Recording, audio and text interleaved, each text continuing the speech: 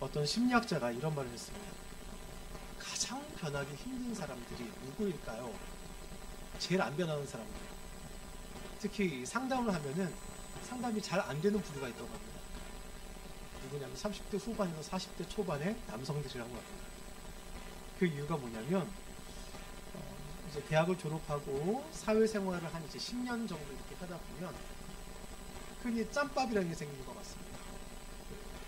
사회생활에 익숙해지고 또한 자기만의 나름 철학에 굳혀지기도 하는 그 시기가 되어지면 자기만의 방법을 확고하게 되어져서 나름 안정을 찾아짓게 되어지니까 자기 철학이 굳어지게 되어지고 그래서 다른 사람의 이야기는 그럴 수도 있어. 하지만 난 안 변해. 한 귀로 듣고 한 귀로 흘리는 경우가 많다고 합니다. 그게 이어지면 어떻게 될까요? 늙어 죽을 때까지 절대 안 변하는 거죠.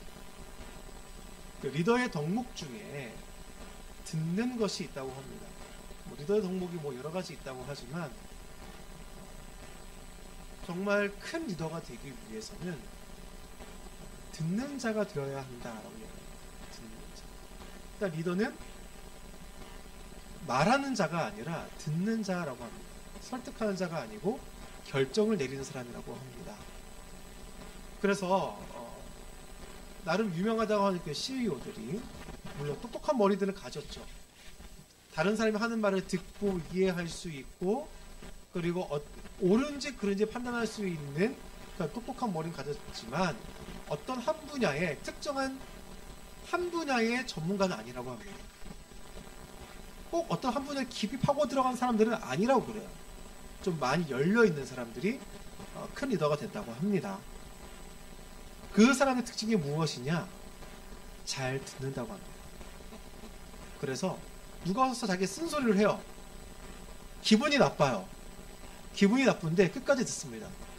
왜냐하면 지금 저 사람은 나에게 돈을 받고 나를 위해서 조언을 해주고 있는 사람이기 때문에 기분이 좋든 나쁘든 일단 듣는다고 합니다. 오늘 이 이야기를 보면 앞에서 말씀드린 그 자기 확신의 안 좋은 예가 나오는 게 오늘 본문에 나오고 있는 이 요시야 사건입니다. 오늘 이 세 절 말씀을 읽고는 대체 이게 무슨 말이죠? 하게 되어지는데 오늘 이 말씀을 조금 더 자세히 다루는 내용이 역대하 35장에 나오고 있습니다. 역대하 35장 내용을 보면 이 요시야가 바로 느고가 이렇게 유브라데 강역, 즉 바벨론을 치러 올라가는 길입니다. 올라가는 그 길에 막아서서 이 느고를 공격하게 되어지는데 그때 역대하 35장 20에서 21절 말씀을 보면 이 모든 일 후 곧 요시야가 성전을 정돈하기를 마친 후에 애굽왕 느고가 유브라데 강가를 갈그미스를 치러 올라왔으므로 요시야가 나가서 방비하였더니 느고가 요시야에게 사신을 보내어 이르되 유다 왕이여 내가 그대와 무슨 관계가 있느냐 내가 오늘 그대를 치료하는 것이 아니오 나와 더불어 싸우는 족속을 치려는 것이라 하나님이 나에게 명령하사 속히 하라 하셨은즉 하나님이 나와 함께 계시니 그대는 하나님을 거스르지 말라 그대를 멸하실까 하노라 하나. 여기에서 특징 아주 특이한 게 등장하죠. 누가 하나님의 말씀을 지금 전하고 있습니까? 네, 애굽왕 느고가 하나님의 말씀을 전하고 있습니다. 이 느고가 요시야한테 어떻게 이야기해요? 하나님이 나에게 명령하셨다. 대체 무슨 일이길래 하나님께서 이 느고에게 명령하셨을까요? 그러니까 이 사건을 잘 이해하기 위해선 국제 정세를 잘 이해해야 합니다. 이따 어린 예배 때는 제가 지도를 보여드릴 예정이지만 어른 예배에서는 안 보여드릴 예정이에요. 네. 이렇게 머릿속을 그려보세요. 땅이 이렇게 크게 있으면 지중해 쪽으로는 아수르 그리고 지금 이라크 지역 이렇게 내려오면 여기가 바벨론입니다. 아수르, 바벨론. 여기 누가 있어요? 유다 왕국 껴 있죠. 이 밑에가 누가 있냐면은 애굽이 있습니다.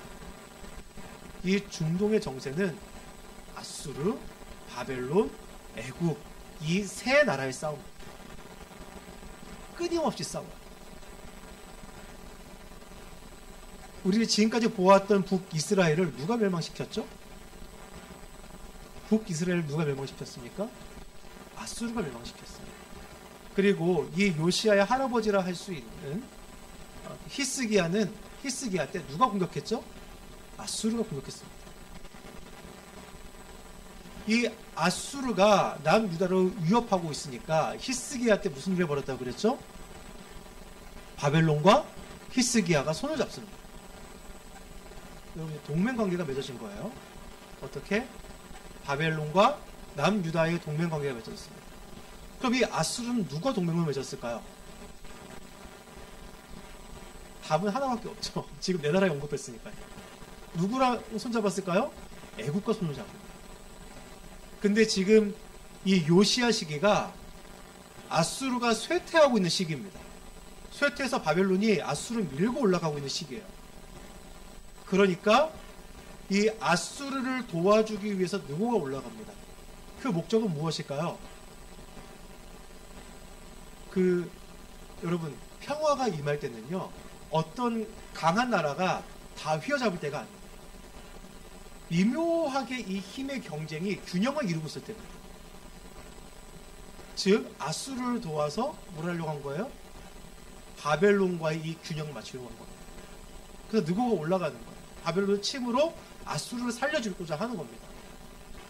근데 그 길을 지금 누가 막습니까?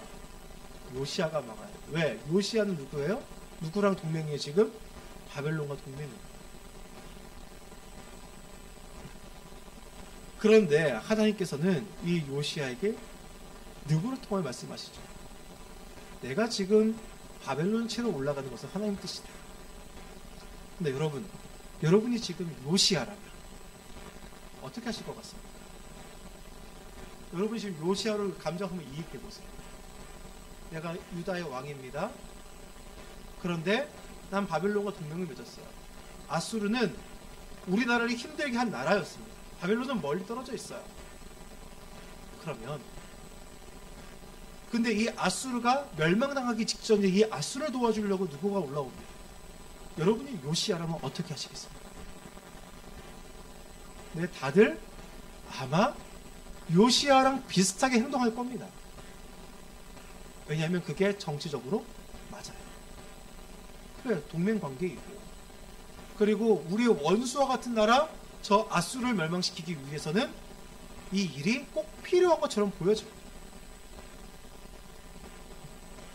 왕으로서 결정을 내려야 하는 이 숙명을 지닌 이 요시야는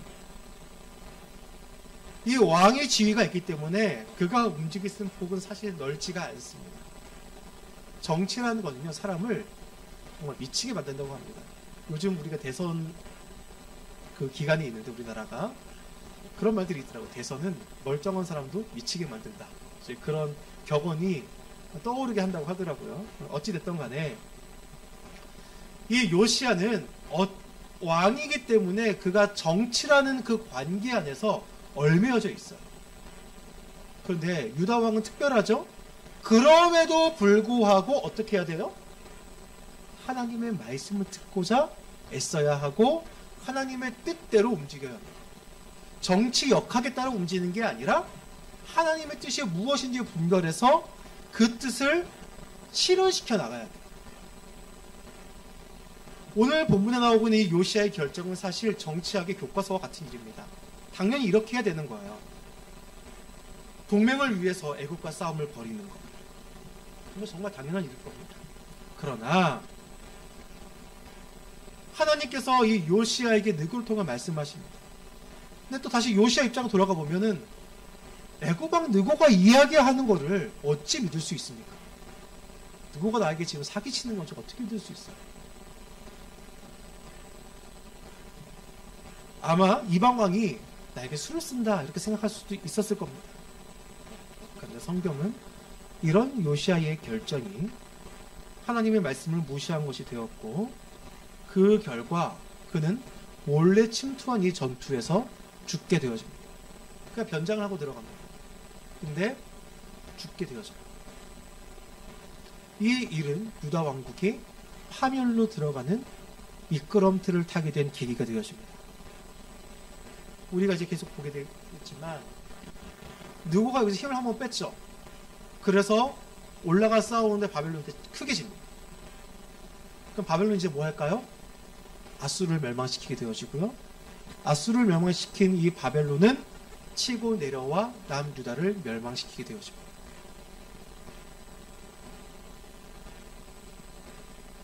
오늘 본문이 우리에게 주는 교훈은 무엇이냐면 우리는 모든 상황과 모든 사람들을 통하여 하나님의 말씀을 들을 줄 알아야 한다는 겁니다. 우리는 흔히 하나님의 말씀을 듣는다라고 이야기할 때에 통상적인 방법들, 그러니까 설교를 통하여 말씀을 듣고 또한 우리가 성경을 읽고, 여러분 이게 제일 확실한 하나님의 응답이긴 합니다. 두 번째는 어떤 사람들은 신비적인 방법을 통하여서만 하나님의 음성을 들을 수 있고 하나님의 뜻을 깨달을 수 있다라고 생각합니다. 분명한 것은 성경보다 더 앞설 수 있는 것은 없습니다. 그러나 하나님은 모든 자연을 통하여서도 말씀하신다는 사실을 우리는 기억해야 됩니다. 열왕기상 3장을 보면 솔로몬의 기도가 나오고 있는데 3장 9절에서 솔로몬의 기도에 이런 말이 있습니다. 누가 주의 이 많은 백성을 재판할 수 있사오리까? 듣는 마음을 종에게 주사 주의 백성을 재판하여 선악을 분별하게 하옵소서. 여기서 이 듣는 마음이 나오고 있는데 이 듣는 마음이 옛날 성경에는 어떻게 되어 있었냐면은 지혜로운 마음 이렇게 되어 있었습니다. 지혜로운 마음. 이게 원어로 레브쉐미즈라고 되어 있는데 이게 듣는 마음. 즉 듣는 자는 어떤 사람이다? 지혜로운 사람이다. 그런 의미를 가지고 있습니다. 이 지혜로운 사람은 어떤 사람이냐? 하나님의 말씀을 들을 줄 아는 사람입니다. 우리는 모든 상황과 모든 곳에서 지금도 우리에게 말씀하고 계시는 하나님의 음성을 들을 수 있어야 합니다. 그래서 로마서 12장 말씀이 우리에게 이루어져야 합니다. 무슨 말씀입니까? 12장 2절, 1절에서 2절. 그러므로 형제들아, 내가 하나님의 모든 자비하심으로 너희를 권하노니 너희 몸을 하나님이 기뻐하시는 거룩한 산 제물로 드리라. 이는 너희가 드릴 영적 예배니라. 너희는 이 세대를 본받지 말고 오직 마음을 새롭게 함으로 변화를 받아 하나님의 선하시고 기뻐하시고 온전하신 뜻이 무엇인지 분별하도록 하라. 여러분, 하나님의 뜻을 분별하기 위해서는 어떻게 해야 됩니까? 듣는 게 있어야 됩니다. 믿음은 들음에서 나며 들음은 그리스도의 말씀으로 말미암아 남느니라. 즉 들음이 우리에게 필요하다는 겁니다. 그래서 이제 야고보서 말씀은 우리에게 말씀하십니다.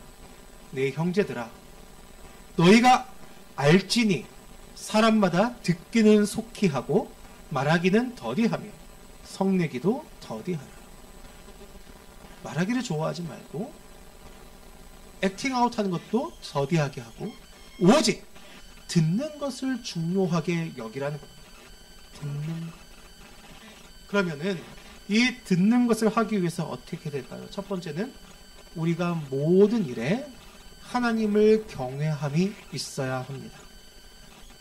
여기서 주의할 것은 이 경외함을 잘못 해석해서, 제가 말씀드린 하나님을 경외하라는 이 말을 잘못 해석하고 앞에서 말씀드린 모든 자연을 통해 말씀하시는 하나님, 이거를 잘못 해석하게 되어지면은 우리가 좀 범신론적인, 모든 곳에 다 신이 존재하는 듯한 그걸 잘못 해석할 수 있는데, 그게 아니라 자연을 경외하고 사람을 경외하라는 게 아니라 모든 상황들 속에서 그걸 통해 또 역사하시는 하나님의 손길을 바라보고 하나님을 경외하라는 겁니다. 즉 자연을 경외하는 게 아니라 그 자연 속에서 나타나셔서 이것을 이끌어 가시는 하나님의 그 손길을 바라보고 하나님을 경외하라는 겁니다. 그러니까 이걸 잘 기억하셔야 돼요. 단순히 자연을 보고 하나님을 경외하라. 그럼 자연이나 말씀이나 똑같네? 이게 아니라 그 자연 가운데 나타나신 하나님의 손길을 발견하라는 거예요. 지금 오늘 본문에 나오고 있는 이 느고가 비록 이방 왕이지만 그를 사용하시는 하나님의 손길을 생각하고 그가 그렇게 이야기했다면 요시야 1절 한 번쯤 하나님께 여쭙는 게 필요했겠죠. 하나님, 제가 누구를 쳐야 되겠나이까? 특히나 선지자도 있는 시기에 절대 묻지 않습니다. 역대 하나, 열왕기 하를 보면 요시야가 묻지 않고 나갔습니다. 왜 그랬을까요? 앞에 말씀드린 정치 역학적인 관계도 있었을지도 모르고요. 또 하나는 감정적일 수도 있습니다. 근데 여러분, 우리의 그 감정과 혹은 상황들, 상황 논리, 우리는 여기 휘말리는 게 아니라 하나님을 경외하여 그분의 말씀을 듣고자 하는 그 태도가 우리에게 있어야 되는 거죠. 요시야가 이 실책을 했습니다. 하나님을 생각하지 않고 정치와 감정만을 생각했습니다. 두 번째는 우리에게 겸손한 태도가 있어야 합니다. 겸손한 태도는 모든 것을 들을 수 있게 합니다. 겸손하지 않는 자는 절대 듣지 않습니다. 이 겸손한 태도를 잘 보여주고 있는 게 아람의 군대 장관인 나아만입니다. 나아만이 그의 문둥병 걸린 것을 고치고자 엘리사에게 나왔습니다. 엘리사가 어떻게 했죠? 나와보지도 않고 저 요단강 저 흙탕물에 들어가서 7번 너의 몸을 씻으라 이야기했습니다. 나아만이 화가 났습니다. 아니, 우리 동네에 가면 저 헐몬에서 내려오는 아주 맑은 물이 있는데 거기서 씻지 내가 저 똥물에 들어가서 씻으라니. 아니, 내 생각에는 선지자가 나와서 내 환부에 손을 대고 이렇게 기도하면 내가 나을 거라 생각했는데 이게 대체 뭐야? 하고 그가 가고자 할 때에 그의 참모들이 와서 그를 말리며 이야기합니다. 장군님, 재물을 아무리 많이 달라 한다 할지라도 줄 거였지 않습니까? 그냥 씻는 건데 한번 들어가 보시죠.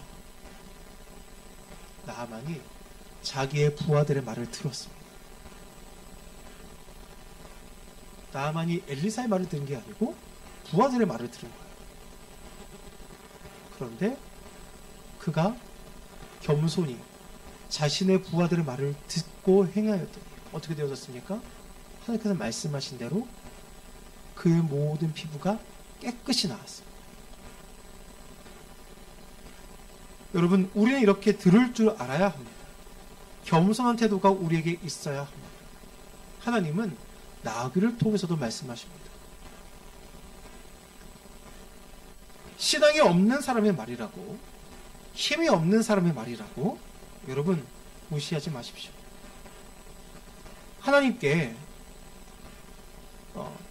하나님께서는 그 어떤 것의 입에도 사용하실 수 있기 때문에 그렇습니다. 쓸데없는 말에 꽂히라는 게 아니에요. 우리가 괜히 이상한 소리 듣고 거기 꽂히라는 게 아닙니다. 미신적인 것을 제가 요구하는 것도 아닙니다. 하나님께 내 마음을 열어두라는 이야기입니다.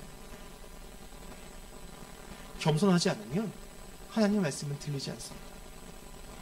우리는 우리의 삶을 통하여 굳어진 우리의 마음들이 분명히 존재합니다. 여러 가지 상황들이 있었겠죠? 상처가 있었겠죠? 또한 내가 지금까지 겪어서 경험했던 것들이 있을 겁니다.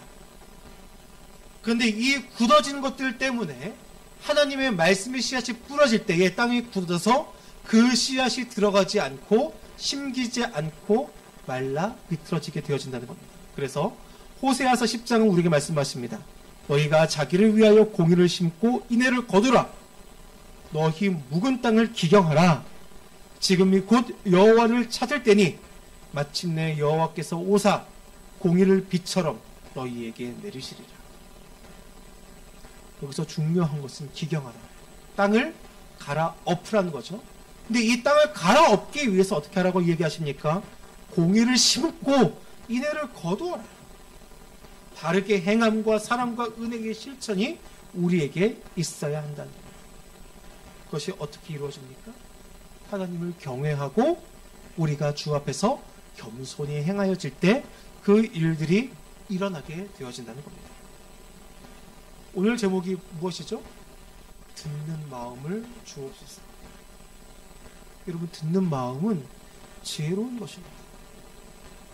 듣는 마음은 하나님을 경외하는 것이고, 이 듣는 마음은 우리에게 겸손을 요구하고 있습니다. 여러분, 다시 하나님을 경외함을 회복하시길 바랍니다. 그분은 모든 만물을 다스리는 분입니다. 그분은 모든 것보다 지혜로우시며 모든 것 위에 뛰어나신 분이십니다. 아니, 하나님, 여기는 그게 아니라 이거예요. 우리가 하나님께 명령하는 존재가 아니에요. 하나님 보고 어떻게 이야기할 수 있는 존재가 아니에요. 우리는 우리에게 너무나 친근히 다가오신 그 하나님만 생각하고, 때로는 주객이 전도돼요. 마치 내가 하나님보다 더 위에 있느냐, 이렇게 하나님을 조종하고자 하기도 합니다. 그러나 우리가 겸손히 하나님의 말씀을 따라가는 것이 얼마나 우리에게 좋은 일인지 우리는 깨달아야 합니다. 하나님은 어떤 분이십니까? 하나님은 완전하시고 무한하시며 영원하신 분이십니다. 그렇기 때문에 하나님의 선함은 어떠하십니까? 완전하시며 무한하시며 영원하신 그 하나님의 선함이 우리를 향하여 계시고, 그렇기 때문에 우리를 향하신 그 모든 뜻은 완전하시고 무한하시고 영원하십니다. 우리가 그분의 뜻을 구해야 합니다. 요시야 생각했겠죠. 하나님, 나의 원수인 앗수르를 돕고자 하는 저 누구를 제가 쳐야만 되겠습니다. 근데 여러분, 그의 생각의 결과는 무엇이었습니까? 자신의 동맹인 바벨론으로부터 멸망당하는 길을 그가 열었습니다. 마찬가지입니다. 우리의 지혜는 우리 눈 앞에 있는 것도 제대로 볼 수 없습니다. 그러나 하나님은 모든 것에 뛰어나셔서 모든 것을 다 알고 계시는 하나님이십니다. 그리고 우리를 향하여 분명히 선한 길로 인도하고 계시는 사실을 믿으시고, 겸손히 주의 뜻을 구하시는 저와 여러분 되시기를 소망합니다. 그리고 또한 주님의 그 뜻이 우리 삶 가운데 이루어지길 소망하고, 그래서 날마다 주의 말씀을 경청하고자 하는 저 여러분 되기를 소망합니다.